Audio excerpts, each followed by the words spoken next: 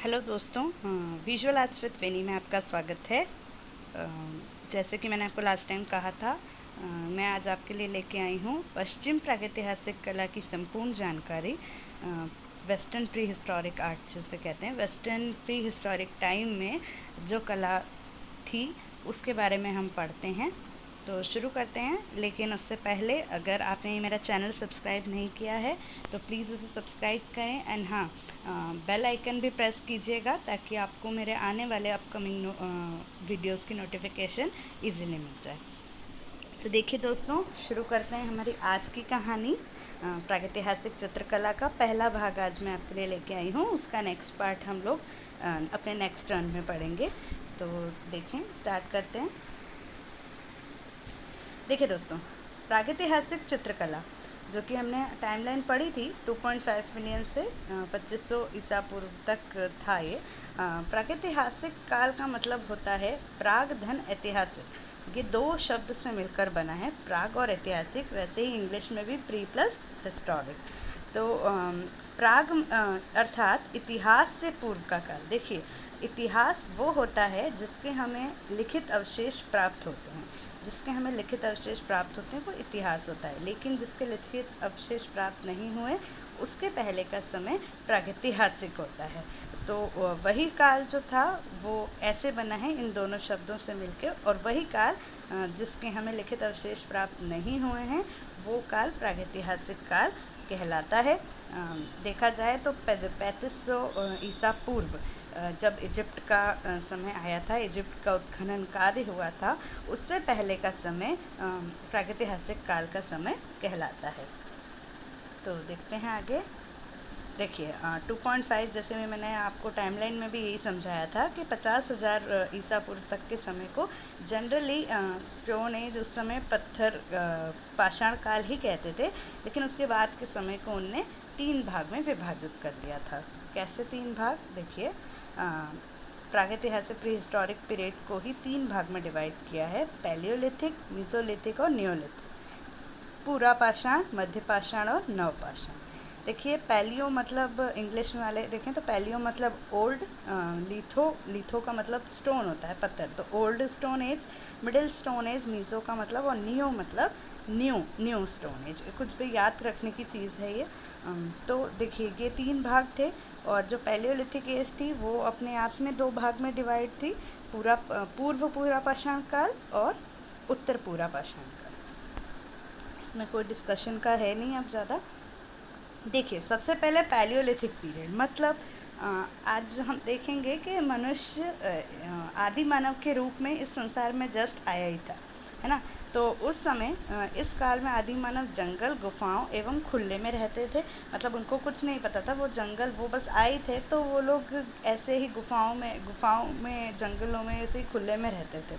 ठीक है, गुफा एक जहाँ जिनने बनानी शुरू की थी। आगे बोलते हैं, आदि मानव पत्थर से आग जलाते थे एवं अन्य जीव जंतुओं से अपना बचाव करते थे। पत्थर ही उनका एकमेव सहारा था। देखिए, रहने के लिए उनको खाने की ज़रूरत होती थी, और दूसरी बात है कि वो क्योंकि जंगल में रहते थे तो उनको दूसरे एनिमल्स का डर भी रहता था। तो उसको बचाने के लिए और खाने बनाने के लिए आग जलाते थे। और खाना भी क्या बनाते थे? तो खाना भी जो उनको फल फूल मिलते थे वो खाते थे कच्चे। और उसको अगर पकाना होता था, वो मीट शिकार करते थे और उसका मीट भी पकाते थे, तो उसके लिए भी वो आग जलाने के लिए भी पत्थर का उपयोग करते थे। तो देखा जाए तो उनका एकमेव सहारा सिर्फ और सिर्फ पत्थर ही थे। आगे बढ़ते हैं। वह पेड़ पौधे मांस पर ही जिया करते थे। तो जो पूर्व पाषाण काल है उसके समय की कुछ प्रमुख कलाकृतियाँ हैं, जैसे कि जो ये सब चीज़ें देखिए, मैंने इसमें नोट्स भी ऐसे ही बना रखा है जैसा मैंने आपको फर्स्ट वीडियो में कहा था कि आपको भी अपने नोट्स ऐसे प्रिपेयर करने चाहिए।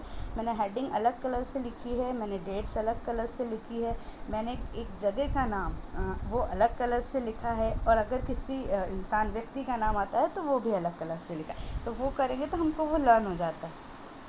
तो देखिए, इस तरह से हमको कोई भी टॉपिक को, कोई भी काम को, कोई भी आर्ट वर्क को पढ़ना है तो हमें ये सब चीज़ें इस तरह से पॉइंट्स बना के पढ़नी चाहिए। तो वीनस ऑफ विलेंडरॉफ वीकेंड का शुक्र बोलते हैं, प्रागैतिहासिक काल की बहुत प्रमुख रचना है ये। तो ये इस तरह का ये प्राप्त हुआ था। इसका लोकेशन क्या है, ये ऑस्ट्रिया, यूरोप में ही ऑस्ट्रिया के क्रेम्स में मिली थी। इसका मटेरियल है चूना पत्थर, लाइमस्टोन से बनाए गए। देखिए इस तरह के क्वेश्चन आते हैं कि वीनस ऑफ विलेंडरॉफ का मटेरियल क्या था, वो काय से बनी हुई थी। तो बहुत सारे red sandstone, limestone, terracotta stone, कुछ भी आ सकता है। तो उसके आंसर के उसमें हमको अगर ये पता होगा तो हम लाइमस्टोन से ये बनी गई है। इसकी साइज़ दी हुई है 4:1/4, और अभी उसकी करंट लोकेशन ये कहाँ प्राप्त है, तो ये वियना के नेचर हिस्टोरियस म्यूज़ियम में प्राप्त है। आगे बढ़ते देखिए, इस समय एक और जानकारी कि इस समय प्रजनन आंदोलन का समय था, मतलब फर्टिलिटी मूवमेंट। इंसान को, व्यक्ति को ये पता चला था कि मनुष्य मतलब मेल और फीमेल दोनों अलग अलग हैं। मतलब औरत अलग है और पुरुष अलग है। तो ये चीज़ें हैं, ये इसी समय का समय था जो ये उनको ये इसके बारे में पता चला था कि women can give birth to the new one. औरत जन्म दे सकती है, ये चीज़ का पता चला था। और इसी समय, इसीलिए इस समय की कृतियाँ इसी चीज़ को फोकस करके बनाई गई थी। ठीक है, बढ़ते हैं आगे। देखिए पूरा पाषाण काल का ही एक और बहुत अच्छा काम है। ह्यूमन विथ फेलाइन हेड, मतलब बिल्ली के सिर वाला एक मानव था। वो भी 30,000 ईसा पूर्व से 28,000 ईसा पूर्व के समय मिला था। इसका लोकेशन क्या था, इसका लोकेशन है जर्मनी में, हेलिनस्टेडल में मिला था। इसका मटेरियल क्या है, ये हाथी दांत से बना गया है। इसकी लंबाई, इसका भी क्वेश्चन आ सकता है कि इसकी इतना, देखिए कितना लंबाई है, तो उसकी लंबाई क्या है, तो 11.5/8 ऊंची है ये। और इसका करंट लोकेशन आज ये उल्म के उल्सर म्यूजियम में प्राप्त हुआ है। आगे चौवेट की गुफा, ये भी इतने बहुत पुरानी इसी समय की फ्रांस की गुफा है। उसका लोकेशन क्या है, अदृश्य, फ्रांस। ठीक है, सैकड़ों जानवरों के चित्र को सूचीबद्ध किया गया है। कम से कम 13 विभिन्न प्रजातियों का चित्रण यहाँ पे किया गया है। देखिए पहले के ज़माने में वो प्री हिस्टोरिक आर्ट हमको ऐसा ही मिलेगा, बिल्कुल सिंबॉलिक फॉर्म में है। बट इस तरह की यहाँ फ़ोटो है, उसमें आप देख सकते हैं कि इस तरह का जो है बहुत सारे जानवरों के चित्र को सूचीबद्ध किया गया है। गुफा की सतह के खिलाफ दबाए गए हाथों पर वर्णक उड़ाकर लाल गेरू के हाथ के निशान और हाथ के स्टेंसिल बनाए गए हैं। देखिए चौवट गुफा में उस समय उनके हाथ भी बनाए गए हैं, हाथ छापा गया है, काय से, लाल गेरू से। नेचुरल कलर्स ये होते थे उस समय, नेचुरल कलर्स यूज़ किया करते थे वो लोग जो उनको मिलते थे। तो लाल कलर वो गेरू से करते थे, जैसे कोयला से ब्लैक कलर यूज़ करते थे, वैसे ही वो लाल कलर के जो उनको हाथ के छापे मिले हैं वो गेरू के थे। और स्टेंसिल से भी बनाए गए हाथ के छापे, स्टेंसिल माध्यम से, स्टेंसिल एक टेक्निक है जो उससे भी बनाए गए हैं, मतलब रख के और उसको कलर छाप देना वो। तो वो चीज़ें उसी समय से, इस समय से ही इन्वेंट हो गई थी। तो इस तरह का काम यहाँ पे चौवट गुफा में मिला है। अब आते हैं मध्य पाषाण युग।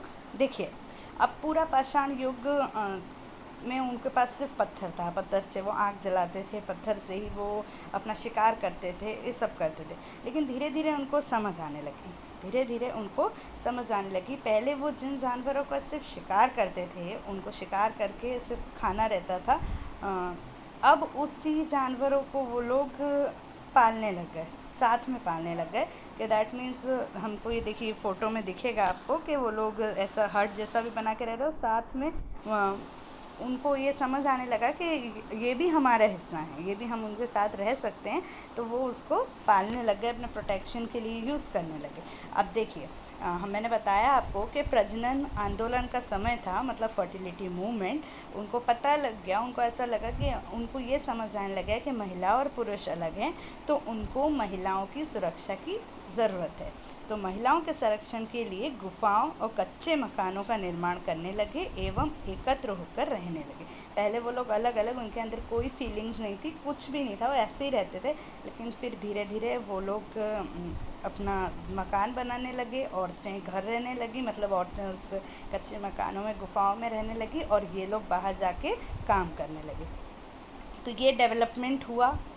आगे बढ़ते हैं। उन्होंने पत्थर को आकार देकर औजार बनाने शुरू कर दिए। पहले तो जो पत्थर थे, ठीक है, उसे डायरेक्ट वो हंट करते थे, लेकिन उसके बाद वो उनको नुकीले अलग अलग तरह के शेप्स देके बनाने लगे, जिससे कि उन लोगों को शिकार में और आसानी होने लगी। ठीक है, तो देखिए इसकी एक प्रख्यात जो कलाकृति है वो है प्लास्टर्ड ह्यूमन स्कल, मतलब मानव खोपड़ी जो बनी हुई है। ये 7200 BC से 6700 BC में मिली। ये जेरिचो में मिली है।